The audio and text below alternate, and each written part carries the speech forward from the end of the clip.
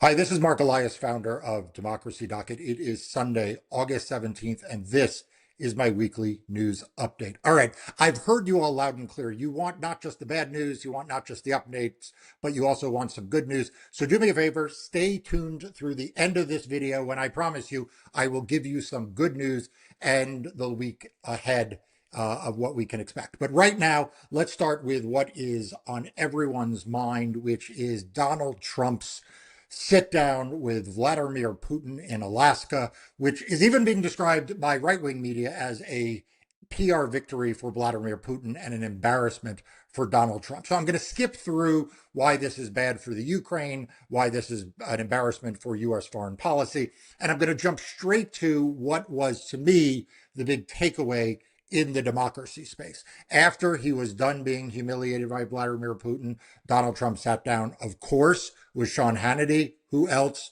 but, the Fox News equivalent of Russia Today? And he gave an interview in which he tried to put the most positive spin on what he had just done. And he said the following. Vladimir Putin said, quote, "Your election was rigged because you have mail-in voting." According to Donald Trump, Vladimir Putin said, mail-in voting, every election, no country has mail-in voting. It's impossible to have mail-in voting and have honest elections. And according to Donald Trump, Vladimir Putin said this because they were talking about 2020. And according to Donald Trump, Vladimir Putin said, quote, "You won that election by so much." I mean, okay, let's deconstruct this. First of all, it is almost certainly the case that Vladimir Putin didn't say any of those things, right? That Donald Trump is making this up. And Donald Trump is making this up because he is obsessed with the fact that he lost the 2020 election. And he has created an entire mythology, an entire cult around election denialism. And so it was important to him to once again lie, not just about the outcome of the 2020 election, but lie about mail-in voting and lie about other people validating his feelings. And in this case, he turned to the butcher of Moscow himself, the man who interfered in the 2016 election to try to undermine the chances of Hillary Clinton to win those elections, Vladimir Putin. And so he made up this fanciful exchange. Now, there is a remote possibility that Vladimir Putin said something along these lines because he was trying to suck up to Donald Trump. He was trying to curry favor with Donald Trump so that he could offer Donald Trump these empty words from about 2020 in exchange for Donald Trump selling out American foreign policy today in 2025. I still think that that is the most unlikely of the two scenarios, but it's not impossible. But either way, what it tells us, what it informs us about where we are is not so much about the 2020 election or even about Donald Trump's fevered dreams about engaging in criminal prosecutions of Barack Obama for God knows what from 2016, but really what it tells us about the 2025 and 2026 elections. That's right. We have 2025 elections, right? We have critical gubernatorial elections in states like New Jersey and Virginia, and we have the very, very critical midterm elections in 2026. So this brings me to an appearance I had on the PBS NewsHour on Friday when I said that I am worried that Donald Trump will try to prevent us from having free and fair elections in 2026. Now, to be clear, I have always said that we are going to have elections in 2026. Donald Trump cannot cancel the elections in 2026. He doesn't even want to cancel the elections in 2026.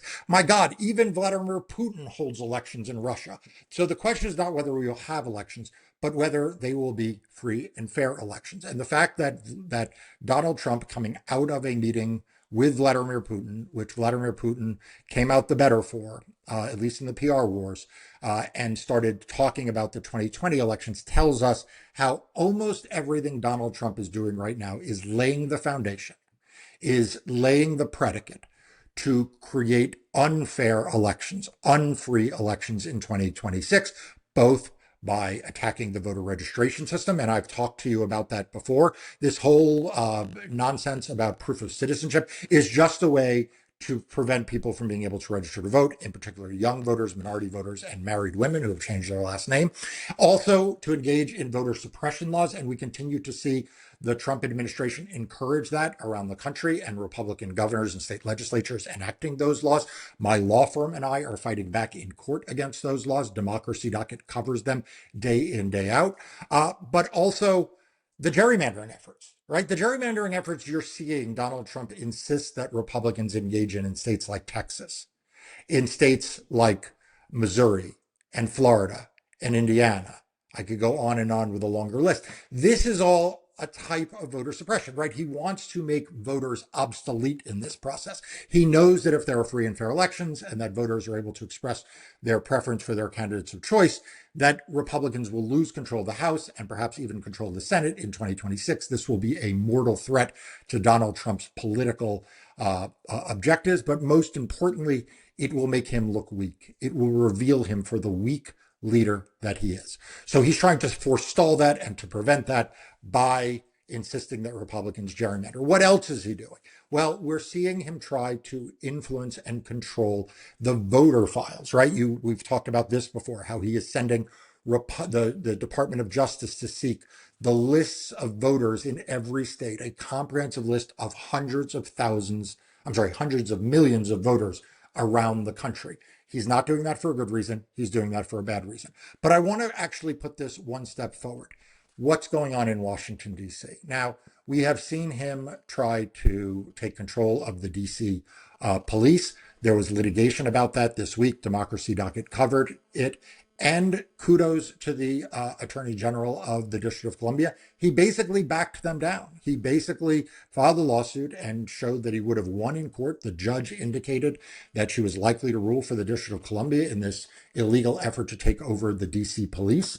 And the Department of Justice took a step back. Now, I think that's a temporary victory. I don't think Donald Trump is going to be deterred. He's not deterred often by court orders, but courts are doing important work in at least slowing the administration down and preventing the worst of the worst from happening. Almost as soon as the ink dried on Pam Bondi's retreat there, though, we got a report this weekend that the National Guard, which we were told in a press release when it was deployed in Washington, D.C., would not be armed. Now we're told they will be armed. That's courtesy of reporting in the Wall Street Journal.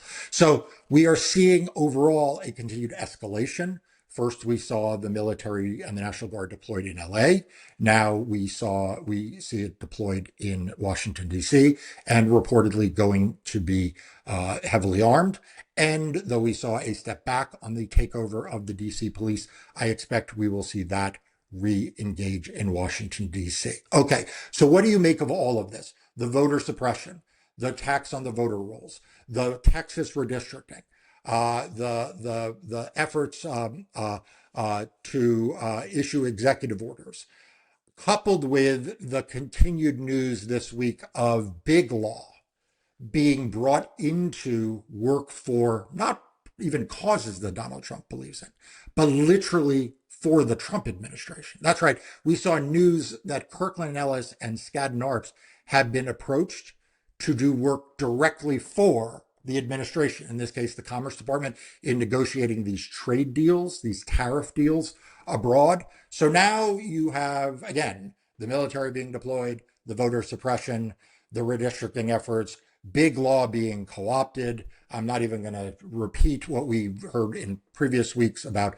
the Paramount deal and perhaps an agreement there or a side agreement there to run propaganda to the tune of tens of millions of dollars for the administration. But what you have when you take all of this together is a federal government, is an administration that is using a maximalist approach to attack free and fair elections. If you want to attack free and fair elections, what do? Well, you attack the voter rules. What else do? You do the kinds of things you're doing at redistricting. And I would argue that you also co-opt the largest law firms. You maybe get propaganda from the legacy media, and you start to get the American people used to the idea that there are armed military National Guardsmen in our nation's largest cities. For right now, it may only be LA and DC, but I promise you it won't end there. we will see an excuse, a permission structure created to put them in Chicago, to put them in Detroit, to put them in New York, to put them in Atlanta, where there is a critical battleground Senate race. Perhaps to put them in other states with critical battleground House and Senate races. Maybe we'll see them in New Jersey, in Newark, where, like I said, there's a critical governor's race. I want everyone not to be petrified or sort of paralyzed with fear. Instead, I want people to be aware. And I started Democracy Docket in 2020 to be the leading source of news, information, and analysis of what is happening to democracy in court. Since then, I have expanded it dramatically. There are now 20 full-time employees at Democracy Docket who work every day to keep you informed on everything from redistricting to what's happening in the nation's capital, to what's happening to the voter rolls, to what's happening in court. So please, if you haven't already, consider becoming a Democracy Docket subscriber. If you want even more premium content, becoming a paid member will help support that 20-person team. The link to all of that is above and in the description below. And please do me also a favor and share this video and all the other video content that we put with your friends on social media and through the YouTube app. All right, but that is just part of what we have seen so far. I think probably the biggest underappreciated and underreported story right now in the weaponization of government. And right, weaponization is still going on, right? I mean, Democracy Docket did a story that was sort of a roundup of all of the weaponization. And it's pretty shocking when you read the list of everyone who has either been threatened with indictment, has been indicted, has been arrested, has been threatened with arrest, has been said that they're going to be investigated, has been sent a letter by the Department of Justice threatening. You're talking about U.S. senators. You're talking about governors. You're talking about members of Congress. You're talking about labor leaders. You're talking about me. I've had my targeting by this Department of Justice. You're talking about a lot of Democrats who are very prominent and outspoken against this administration. But I think the number one incident that we need to never lose sight of, that we need to be paying much more attention to, which the legacy media is not, is the situation involving Congresswoman MacGyver, who is a congressman from New Jersey, who I recently did a YouTube video interview for my podcast there. It's also on our Spotify and Apple Podcast if you want to hear the audio version. And she's been indicted.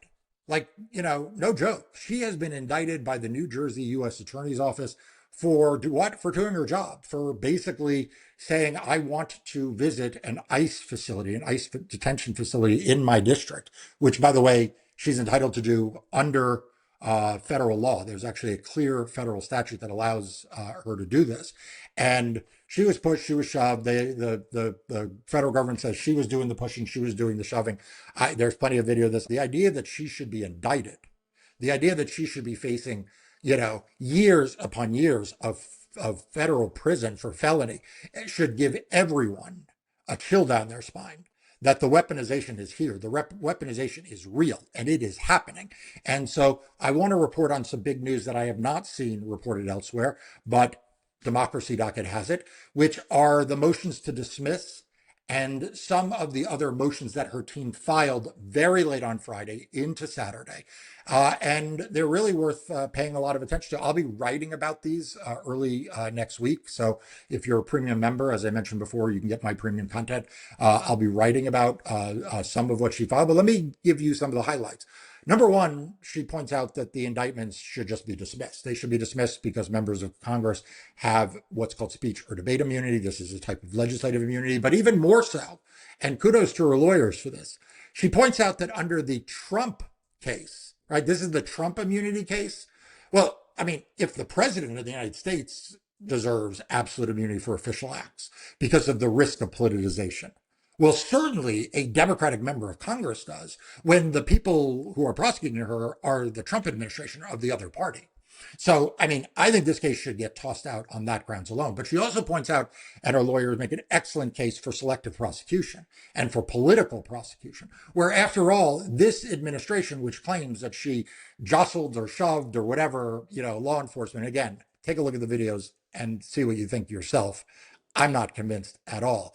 But these are the people who dismissed all the indictments against the January 6th protesters. These are the people who issued blanket pardon to people who assaulted federal police officers. So How is this not selective prosecution? When they dismiss all those cases and yet they are going after the one Democratic member of Congress, the one black congresswoman from New Jersey who's doing her job, who has a statutory right to be where she is, to be seeking to do what she was, and they pick her, not the guys who sprayed bear mace in the face of police officers, not the ones who beat them with sticks and flagpoles, not the folks who turned their own weapons against them. They literally let those people off, but they're going after this woman. Seems like a very, very compelling case for selective prosecution, for political misuse of the Department of Justice. And I'm telling you, if the federal courts don't start treating these cases like the political abuse of power that they are, and dismissing them out of the box, we are not going to survive 4 years of Donald Trump in office. We need the Department of Justice to be held to account for these malicious and these frivolous and these political prosecutions they're bringing, and overall for the political weaponization of the Department of Justice. And the federal judge hearing this case in New Jersey has an opportunity to show that he's going to do just that. I don't know much about this judge one way or the other, but I'm just saying, that's the kind of thing we need this Department of Justice. We need them to suffer these humiliations, because if they don't, these political prosecutions are going to continue and going to continue. So that is my take on what I think is the most important case right now for everyone to be following. And again, I will be writing about this extensively in the days and the weeks to come. All right. There is actually going to be a very, very important set of hearings coming up next week, and I'm going to get to those in a minute. But before I do, I promised you some good news, and here it is. So if you took my advice and you watched this video so far, here is some of the good news of the week. The Fifth Circuit Court of Appeals. That's right. The conservative Fifth Circuit, the most conservative circuit in the country. They upheld a lower court decision striking down the Louisiana state legislative maps that had been struck down by a lower federal court. They upheld that decision, striking it down for violating Section 2 of the Voting Rights Act. So the state of Louisiana is going to have to go back and going to have to redraw its state legislative maps, because those maps discriminate against black voters. That is a big win for the Voting Rights Act, because it was brought under the Voting Rights Act. It is a big win for Louisiana voters, for particularly black voters in Louisiana. But it is good news. So everyone, we need to celebrate these wins and not, believe that every case that goes up, even to the Fifth Circuit, is going to be a loss. Here's an example of a case that was brought that people didn't think was going to prevail. It did at the trial court. Then the cynics said, well, wait till it gets to the Fifth Circuit. Well, guess what? It got to the Fifth Circuit. Fifth Circuit upheld that victory, and that is big. That is a big victory. All right. Here is what I want everyone to do right now. If you're still watching this videos, leave a comment and let me know what you think of these videos. Let me know what else you'd like to hear about. And let me know what other good news you have for the week that you think Democracy Docket should be paying attention to. No bad news, just good news for this week. And so please leave that in the comments section. And I still have more to go, so don't end this video now. You've made it this far. Let's go all the way to the end by looking at a couple of things in front of us. So we got really important news this week and clarity on a few cases that the U.S. Supreme Court will hear. So the Supreme Court set dates for oral argument in two very important voting cases. October 8th, one of the first days of the term, the Supreme Court will hear oral argument in the case out of Illinois involving standing to challenge that state's ballot receipt deadline. So in Illinois, if ballots come in by mail after Election Day, we know Donald Trump hates vote by mail. How do we know? Because he made up that whole colloquy with Vladimir Putin that, as I suggest, probably never happened, but it shows what's on his mind. He hates mail-in voting. Why? Because he thinks that it is a way that enfranchises voters, and he doesn't want to enfranchise voters. Well, one of the ways that voters get enfranchised with vote by mail is that even if the U.S. Postal Service is a little delayed, say you fill out your mail-in ballot, you put it in the mail on the Friday before the Tuesday election, but because of slow mail service, it doesn't get there till Wednesday or Thursday after the election. In 18 states, your ballot's still going to count. And one of those states is Illinois. A group of Republican candidates challenged that law in Illinois to say that those ballots should not be counted. I know. This is how Republicans spend their money, trying to strike down these kinds of laws. Well, In this instance, those group of Republican candidates, including a sitting congressman, they lost. And they lost on standing grounds, that they didn't have standing to challenge this law. That case went up to the Court of Appeals, where they lost again. And the Supreme Court took that case, and it's going to hear oral argument in that case on October 8th. It will not decide the question of whether or not mail-in ballots should count if they come in after Election Day. It will simply decide the standing case, but that is a big case nevertheless. Then on October 15th, probably the case that most of us in the pro-voting community are watching most carefully. It is also, by the way, a critical redistricting case. Yes, I'm going to talk a little more about redistricting in a moment, but it is a critical redistricting case out of the state of Louisiana. Louisiana had a map that violated the Voting Rights Act. How do I know? Because my law firm and others sued it for violating the Voting Rights Act, and we won. As a result, Louisiana had to create a second Black Opportunity District, having only created one. The state of Louisiana actually did that. Then comes along a group of non-minority voters. I think these are mostly white voters, and they file a lawsuit, and that case is now set to be heard on October 15th. Now, why are we so focused on this case? Because this case was actually heard last term. And we waited and waited and waited for a decision, and it seemed like a pretty easy one that this case would get thrown out, would lose, because it should lose. And even a conservative Supreme Court should find this one an easy one. But instead, they held it over for re-argument and rehearing. And in that re-argument and rehearing, they've asked the parties to essentially brief the question and argue the question about whether Section 2 of the Voting Rights Act, the remaining part of the Voting Rights Act that protects minority voters, whether that is constitutional.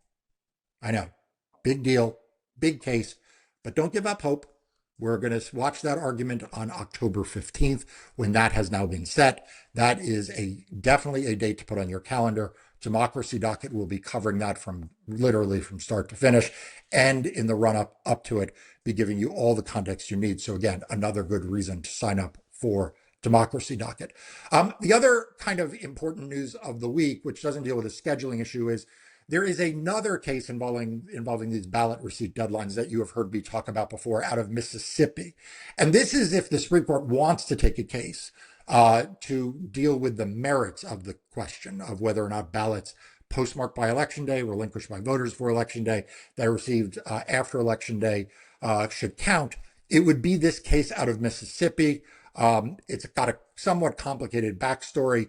But interestingly, the Republican National Committee said no, they don't think the Supreme Court should hear this case. Now, that may be because they are happy with their victory in the Fifth Circuit, but right now that victory is only in the Fifth Circuit, and it really doesn't involve much of the country or many of the crucial battleground states. So it was a curious thing to watch that the RNC apparently doesn't feel so good about its chances in the U.S. Supreme Court that it's happy to just hold with what it's got in Texas and Louisiana and Mississippi.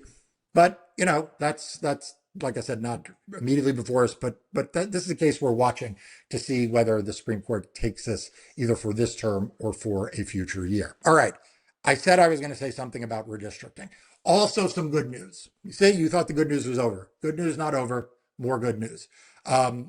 The Texas special session has ended.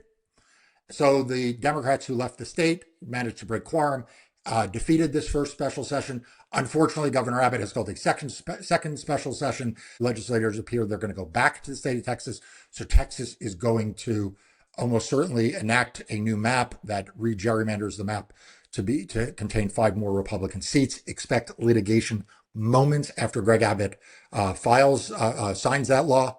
I've predicted this before in states. When I predict there'll be litigation immediately, you can take it to the bank.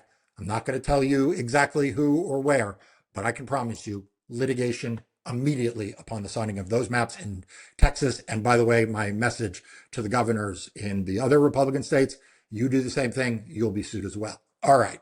So that's the Texas. But meanwhile, Governor Newsom, there's now a map in California that Governor Newsom's going to see to is put on the ballot for November, and it would create 5 new Democratic seats. So 5 in Texas, 5 in California, kind of a crazy way to run a railroad, but nevertheless, it shows that Democrats are willing to fight back. Governor Newsom in California being first and foremost among them. We are watching some other democratically controlled states, including New York, including Illinois, including Oregon, including Colorado. And if Democrats take control of all three branches of government in Virginia, don't sleep on Virginia. We're watching that as well. So the redistricting battle's far from over, and literally the best source for information and coverage wall to wall is the work that the 20-member team at Democracy Docket is doing. Please consider becoming a subscriber now if you're not already, and a paid subscriber if you want all their premium content as well. So that is that. All right, we are not yet at the end. I have a little bit more for next week, but I have now asked you to share this video with your friends. I'm going to ask you to do that again. I've asked you to offer comments because I read the comments. I read the comments you post here. I read the comments you send into Democracy Docket. I read the comments when you sign up for Democracy Docket, and there's a quick survey that you give there. Because my goal is not to be doing this for the benefit of me and my team. It's not even really to do it for the benefit of lawyers. It's to do it for your benefit, for the people who want to be kept informed about what is happening to democracy in court and feel like the legacy media is not serving them, which, by the way, it's not serving you. So I've asked you to share. I've asked you to leave comments. And I've asked you to stay to this at the end. So my last ask is that you become a subscriber to this channel. There's just a button in front of you. It's free. Hit that subscribe button, and you will make sure that the algorithm serves you more of the coverage that you've come to expect from Democracy Docket on YouTube, as well as others that are recommended as a result of this algorithm. All right, what are we looking at for next week? We got a big day Tuesday. Tuesday is a huge day. In California, there'll be oral argument in the Ninth Circuit on a preliminary injunction order blocking the federal government from terminating workers across 6 agencies. This is a big case for the workers and the workforce of the federal government. If they win this case in the Ninth Circuit, it is almost certain to go to the U.S. Supreme Court. So pay attention to that case. A very, very important voting case. If we didn't have a lot of redistricting going on and there was not weaponization of government, if we didn't have all of the mishigash going on in Washington, D.C. with Donald Trump, I would be telling you that this case may be the biggest case to pay attention to in the country. Now it feels like, just another voting case. But it is an Arizona case, and it is oral argument in a right-wing lawsuit challenging Arizona's signature matching procedures. Now, for those of you who have followed my writings for years, literally, if you go back to one of the very first articles on Democracy Docket, it may be like the second or third thing I ever wrote for Democracy Docket in 2020, it was about signature verification. Every election, hundreds of thousands of voters are disenfranchised around the country because an election worker with very little training believes that the signature on the return envelope of their mail-in ballot doesn't match the signature on file. I could do a whole video on just why this is junk science, this whole comparison thing. I have written piece after piece after piece on this. Like I said, until recently, this was one of my main hobby horses. But there has been a war in the courts. Me and my legal team have been on the side of making sure that these voters are not disenfranchised. And if they are, they're given an opportunity to contest that disenfranchisement and cure it. And on the other hand, are the Republicans who want more rejections, more people to be disenfranchised for junk science and for no good reason. And so right now, there is going to be oral argument in a right-wing lawsuit that they have brought to challenge Arizona's signature matching procedures as being too pro-voter. That's right. You heard me right. They are worried that too many voters are not having their ballots thrown out for junk science. That is what has become of the right-wing movement and the Republican Party. A very important case. And then finally, the Texas litigation's not over, everybody. There's lots of Texas litigation going on. I mean, the one that is happening on Tuesday is there'll be a temporary injunction hearing on the lawsuit that Paxton filed, the Attorney General there, to stop Beto O'Rourke from fundraising to support the quorum-breaking Democrats. Now, that may seem like an issue that's moot because they're going back now, but this is an important First Amendment case. And, Ken Paxton and Donald Trump and Greg Abbott and the Republicans, they don't like the First Amendment so much. They claim that they're remember free speech absolutism? Well, that was a bunch of bullshit. They don't really like free speech, and they don't like the First Amendment. And so this is an important case to watch. But there are lots of other cases in Texas around this tradition that are important. Remember, the Republican governor is still trying to kick out the Democratic legislators. have them their seats declared vacant, even though they're going to go back. You know, they're being sued by Ken Paxton in a number of different cases. He lost the case last week. You know, legacy media didn't talk about it very much. He tried to get Illinois to issue arrest warrants or enforce arrest warrants against the legislators, and that court said no. You don't see that in the legacy media. Isn't that interesting? But this litigation is going to go on, and it is as important now as it's ever been, because the fight for democracy doesn't begin and end in one state or around one kind of thing. It is a constant fight that we need to be waging every single day, and we cannot let the cynics win. Don't believe Donald Trump when he says there's nothing you can do. Don't believe the cynics when they say the courts won't protect you, because we are winning in courts around the country. Yes, we lose some, but yes, we win a lot.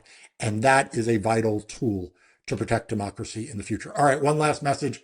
Hey, Donald Trump, release the Epstein files. Anyway, that's what I've got for this week. Please make sure you're subscribed to Democracy Docket's newsletters, also to this channel, also share this video, and also leave a comment. I will see you next time.